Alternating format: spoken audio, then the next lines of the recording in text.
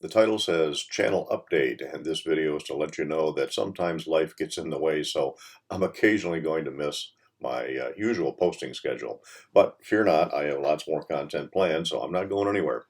I'll talk about what we have in the works after the break, so please don't you go anywhere.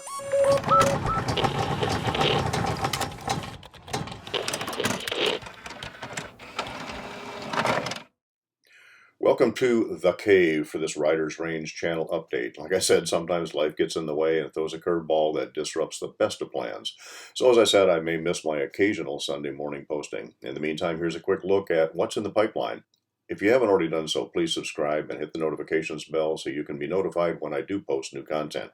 And if there's something in particular you'd like to see, let me know in the comments section below or send an email to info@ridersrange.com. And if I don't have it, I'll see what I can do to borrow it. I'm going to start with handguns. Now, these are in no particular order of when they might appear. Revolvers will generally be scheduled to go up on a Wednesday morning for Wheel Gun Wednesday. Otherwise, most posts will be scheduled for Sunday mornings. Again, assuming that life doesn't get in the way.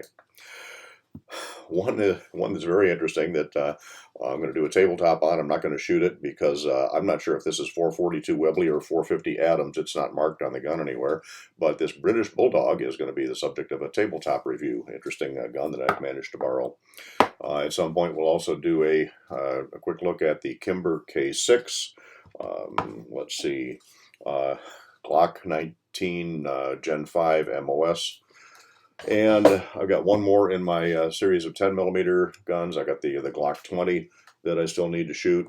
When we did the initial review on the Beretta PX4 Storm, viewers suggested that I should put that side by side with the SIG 229 to see if there's any difference in how they recoil, considering the bore axis on the SIG. So we're going to do a video on that. Got a couple more here that we need to look at, and one is the Heritage Rough Rider, the other is the Ruger Wrangler. Now the question is, do I do these separately or do I just do one video comparing the two? Your thoughts on that one down below are highly appreciated. I've got a Roto shoulder holster that Craft Holster sent me. I'm breaking it in with my Wilson EDC X9 right now. I need to do a review on that at some point.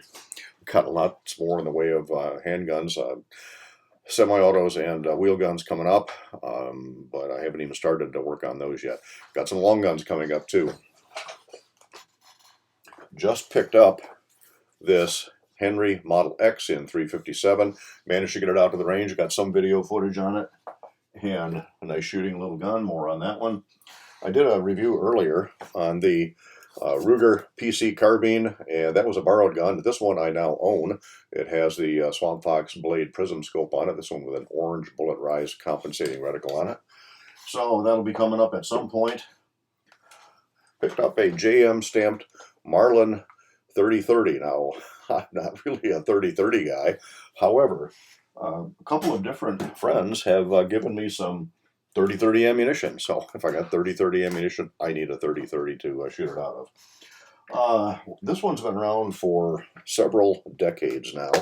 This is a Browning BPS or pump shotgun, and it is probably the, I don't know if you can see it there in the camera or not, probably the only gold engraved Budweiser Browning BPS around. So that'll be hitting the airwaves at some point. The Remington 1100 competition will definitely be subject to a review in the not too distant future. And as long as we're on shotguns, I can't resist the CZ Hammer Classic side-by-side 12 gauge. Very nice gun I've had for a little while, and it's time to dig it out. And one more shotgun. A friend gave me this one recently. Going to have to do a review, and yes, I'll shoot it. This is a Winchester Model 1897 pump 12 gauge in pretty good condition, and it's one of the early 1897 models. And yes, I do plan on shooting it. Got several 223/556 coming up. Of course, a Mini 14 is definitely got to be part of almost every stable. And an Armalite. This is the M15A2 Armalite. Just one of a couple of different ARs that I have in the collection.